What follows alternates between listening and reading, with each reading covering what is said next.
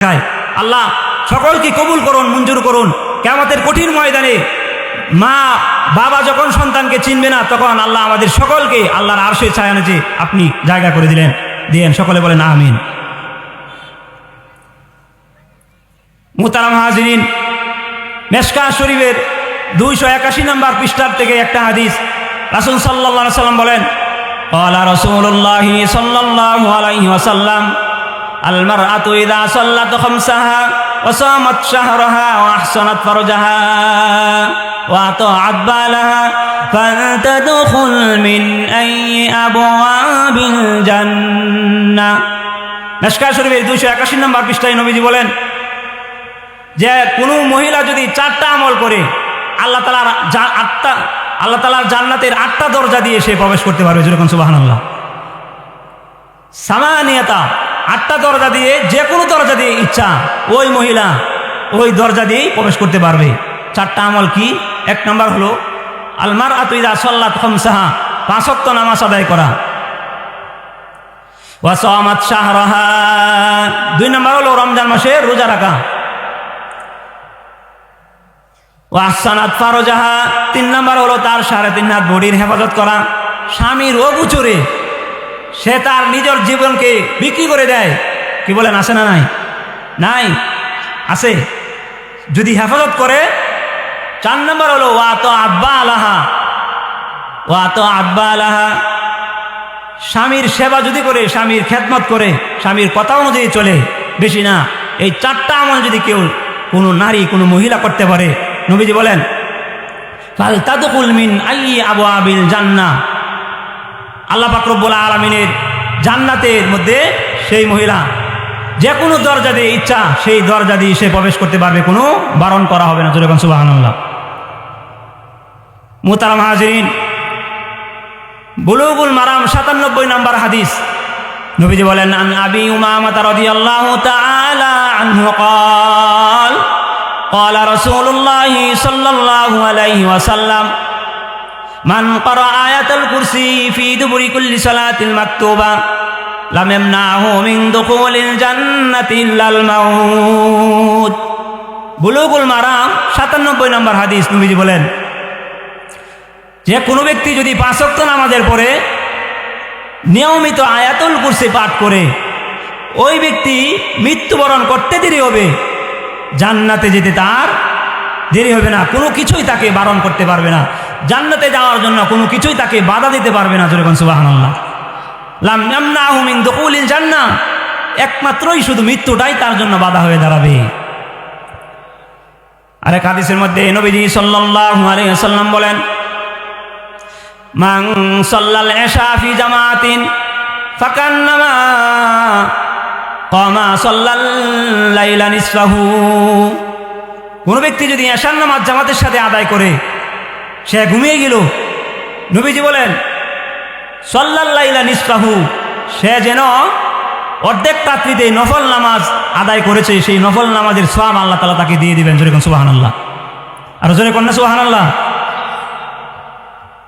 ওয়া মান সাল্লা সুবহা ফি জামাতিন ফাকান্নামা সাল্লাল লাইলা কুল্লাহু। মুসলিম শরীফের এই হাদিসটা হলো মুসলিম শরীফের 1377 নম্বর হাদিস। নবীজি সাল্লাল্লাহু আলাইহি ওয়াসাল্লাম বলেন যে ব্যক্তি এশার নামাজ জামাতের সাথে আদায় করেছে, ফজরের নামাজটাও সে জামাতের সাথে আদায় করলো, রাসূল সাল্লাল্লাহু আলাইহি ওয়াসাল্লাম বলেন সে যেন সারা রাত্র নফল নামাজ আদায় করলো। যেরকম সুবহানাল্লাহ। দেখেন আমার নবী আমাদের জন্য কত দয়া মায়া, কত অফার আমাদের জন্য রেখে গেছেন। আমার মুসলমান ভাইয়েরা, 9 নম্বর পারা 19 নম্বর পৃষ্ঠা সূরা আনফালের 33 নম্বর আয়াতে আল্লাহ বলেন ওমা কানাল্লাহু লিউআযযিবাহুম ওয়া আনতা ফীহিম। নবীজি, আপনি আপনার উম্মতের যেই জায়গার মধ্যে থাকেন ওই জায়গার মধ্যে আমি আযাব দিব না। জোরে কোন সুবহানাল্লাহ। ওমা কানাল্লাহু লিউআযযিবাহুম ওয়া আনতা ফীহিম, আপনি যেই জায়গার মধ্যে থাকবেন ওই জায়গাতে আমি আযাব গজব দিব না। এটা আমার কথা নয়, সূরা আনফালের 33 নম্বর আয়াত। আজকে এই অফার আমরা হারিয়ে ফেলেছি। নবীজি আছে? কি বলেন? নবীজি আছে? নাই, নবীজি দুনিয়ার মাটিতে নাই। আল্লাহ বলেন নবী নাই, ঠিক আছে, কিন্তু তোমাদেরকে আরেকটা অফার দিয়ে গেলাম, এটা কখনো বলবা না। ওমা কানা আল্লাহু লিউআযিবাহুম ওয়া হুম ইস্তাগফিরুন।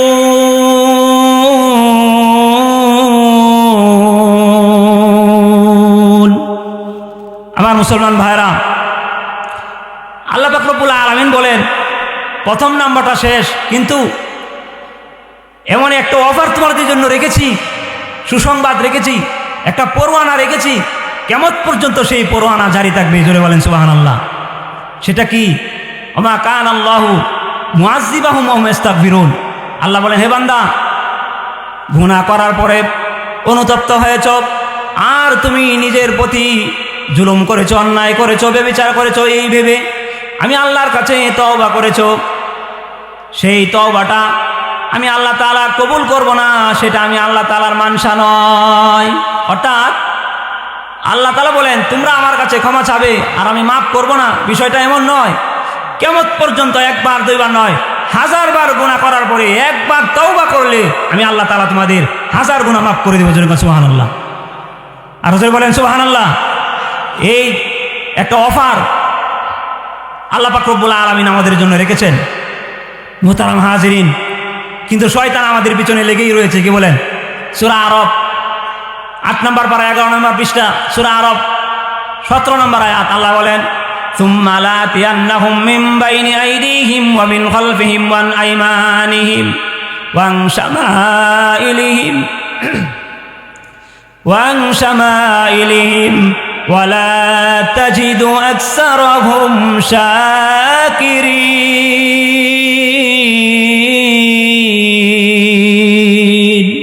আল্লাহ তাআলা বলেন, শুনো, আল্লাহ তাআলা সূরা আরফের 17 নম্বর আয়াতে বলেন, শয়তান আল্লাহ তাআলাকে বলছে, হে আল্লাহ, আমাকে জান্নাত থেকে বের করে দিয়েছেন, আপনার বান্দা কিভাবে জান্নাতে যায় সেটা আমি দেখব, তার ডানে বামে সামনে পিছন থেকে আমি তাদেরকে বারণ করব, এভাবে ধরে রাখবো।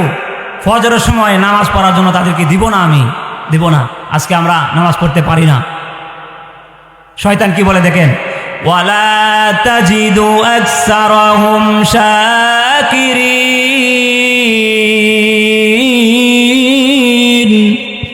আল্লাহ বলেন, ওয়ালা তাজিদু আকসারাহুম শাকিরিন, আপনি পাবেন না আলহামদুলিল্লাহ আদায় করবে, শুকর আদায় করবে, সুবহানাল্লাহ বলবে, কোরআন তেলাওয়াত করবে, নামাজ পড়বে, জিকির করবে, আলেমদের মজলিসে বসবে, আপনি পাবেন না তাদেরকে শুকর আদায় করার জন্য, আপনি তাদেরকে অধিকাংশকে পাবেন না। ওয়ালা তাজিদু আকসারাহুম শাকিরিন। আল্লাহ বলেন, এই কোরআনে আয়াতটা আল্লাহ তাআলা দেয়া দিলেন শয়তানের কথাটা, যেন সেই বান্দা, সেই উম্মত যেন সতর্ক হয়ে যায়। আজকে তো তাই হলো, আল্লাহ তাআলা শুকর গুজারি করার জন্য মানুষ কম না। কি বলেন?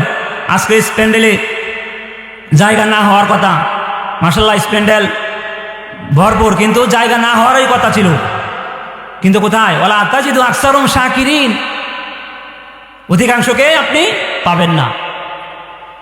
29 নম্বর পারা 1 নম্বর পৃষ্ঠা, সূরা মুলুকের 8 নম্বর আয়াতে আল্লাহ বলেন, কুল্লামা উলকিয়া ফিহা ফাওজুন সাআলাহুম খাজানাতুহা আলাম ইয়াতিকুম নাযীর। আমার মুসলমান ভাইরা, সূরা মুলকের 8 নম্বর আয়াতে আল্লাহ বলেন, যখন কোনো দলকে জাহান্নামে নিক্ষেপ করা হবে, তখন তারা যখন জাহান্নামে যাবে, তখন জাহান্নামের দারোয়ান আছে না, দারোয়ান বলবে, আলাম ইয়াতিকুম নাযীর, খাজানাতুহা আলাম ইয়াতিকুম নাযীর, তোমাদের কাছে কি কোনো সতর্ককারী আসে নাই? তোমাদের কাছে কি কোনো আলেম উলামায়ে কেরাম বয়ান করে নাই? জান্নাত জাহান্নামের আলোচনা করে নাই? তোমাদেরকে কি সৎ পথ দেখায় নাই? তখন তারা আশ্চর্য হয়ে যাবে, হেই কি বললো? আল্লাহ তাআলা বলেন, তারা জাহান্নামের উত্তর দিবে, ক্বালু বালা ক্বাদ জাআনা নাযীর। আল্লাহ তাআলা বলেন, ওই জাহান্নামীরা তখন বলবে, হ্যাঁ অবশ্যই এসেছিল, ওয়াজ করে বয়ান করে আমাদেরকে শুনিয়েছিল। তখন ফেরেশতারা বলবে, সমস্যা কি, তাহলে জাহান্নামে যাও কেন? 9 নম্বর আয়াতে, সূরা মুলকের 9 নম্বর আয়াত আল্লাহ তাআলা জানায় দিয়েছেন, তারা বলবে, ফাকাযযাবনা ওয়া কুল্লা মা নাযালাল্লাহু মিন শাই। তারা বলবে যে আমরা মিথ্যা বলেছি, আলেম এই ওয়াজ করেছিল, খতিব সাহেব ওয়াজ করেছিল, সেটা আমি মিথ্যা বলেছি। মা নাযালাল্লাহু মিন শাই, এমন কোনো কিছুই আল্লাহ তাআলা নাজিল করে নাই। কি বলেন? এমন মানুষ আসে না নাই? মিথ্যা বলে না? কি বলেন? বাপরে বাপ, যে এগুলি কোরআনের কথা নয়, এগুলি অনার্থক বলতেছে। মা নাজ্জালাল্লাহু মিন শাই, আল্লাহ তাআলা সেই সাক্ষী, ধরে রাখবেন। সহিহ মুসলিম শরীফের 441 নম্বর হাদিস আমি পাঠ করেছিলাম, আল কোরআন হুজ্জাতুল লাকা ওয়া আলাইকা, সেই কোরআন হয় তোমাদের পক্ষে না হয় তোমাদের বিপক্ষে সাক্ষী দিবে। আজকে সেই কোরআন সাক্ষী দিবে। তখন তারা বলবে, তাদেরকে জিজ্ঞাসা করা হবে, তারা বলবে ইন আনতুম ইল্লা ফি দালালিন কাবীর, যে তোমরাই পথভ্রষ্টতার মধ্যে নিমজ্জিত রয়েছিলে। সূরা মুলুকের 10 নম্বর আয়াতে আল্লাহ তাআলা বলেন, তখন জাহান্নামীরা বলবে وقالوا لو كنا نسمع أو نعقل ما كنا في أصحاب السعير।